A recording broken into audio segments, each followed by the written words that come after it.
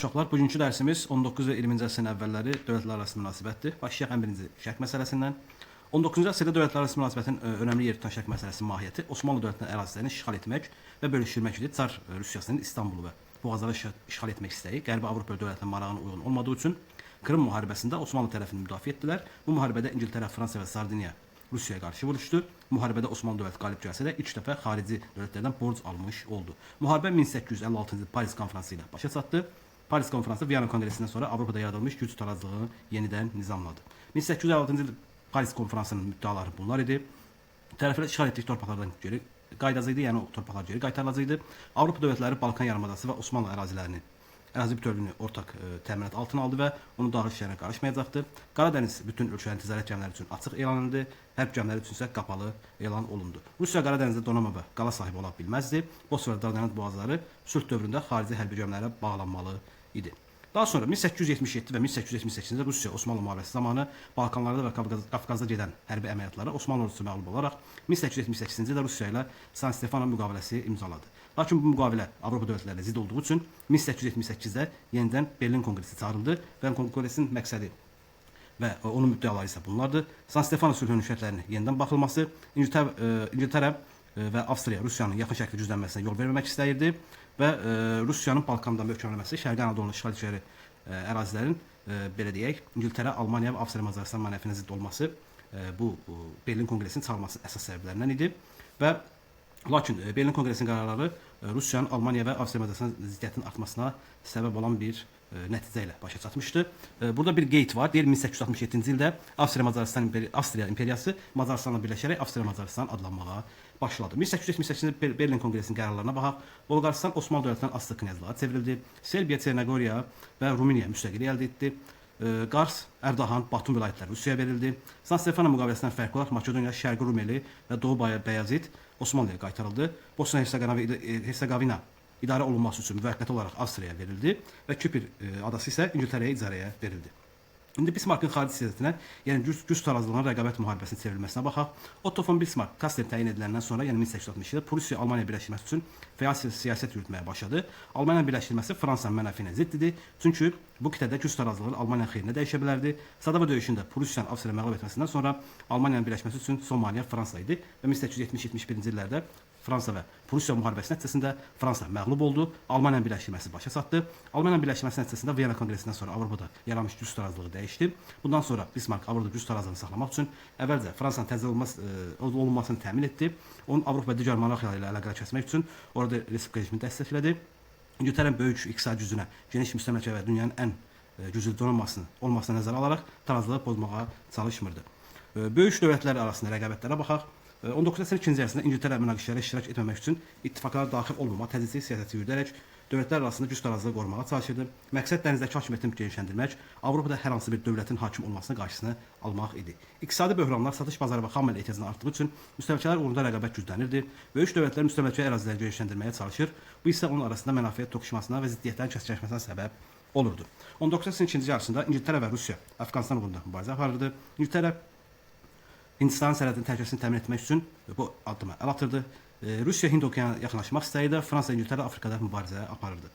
Üçlər İttifaqı bloqunun yaradılması, Bismarckın tarazlığı qorumaq üçün müxtəlif dövlətlər ittifaq qurmaq fikri var idi və bunun üçün də 1879-cu ildə Avstriya Macaristan müqavilə bağladı və bununla da Almaniya Avstriya Macaristan ittifaqı yaradıldı. 1882-də İtaliya Almaniya və Avstriya Macaristan ittifaqına qoşuldu. Beləliklə Almaniya Avstriya Macaristan İtaliyadan ibarət olan üçlər ittifaqını yaratdı. Bu ittifaq Bismarckın diplomatik ustalığını göstərirdi. Rəqabət mübarizəsində iqtisadi və hərbi sahələrdə gedirdi.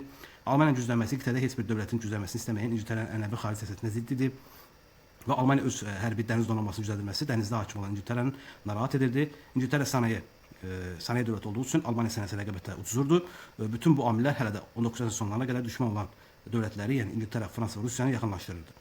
19-cu əsrin İngiltərənin baş naziri, xarici İşlər naziri olmuş Henry Palmerstonun sözünə görə İngiltərənin daimi dostu və düşməni yoxdur. Daimi mənafeyi var prinsipi bunu da sübut edirdi. İndi Antantanın yaradılmasına baxaq. 1890-cı ildə Bismarckın istefasından sonra Almaniyanın imperialist siyasəti gücləndi. Bu isə onun rəqibləri olan Fransa, Rusiya və İngiltərə yaxınlaşmasına səbəb oldu. 1890-cı ilin birinci yarısında, yəni 1890 və 95-ci ilə qədər olan dövrdə Fransa-Rusiya ittifaq müqaviləsini imzalandı, yəni 1894-cü ildə Bismarckın Fransa təcrid edilmə siyasətinə son qoyuldu. 20-ci əsrin əvvəllərində Fransa ilə İngiltərə arasında yaxınlaşma oldu. Bu yaxınlaşmanın əsas səbəbi Almaniyanın güclənməsi idi.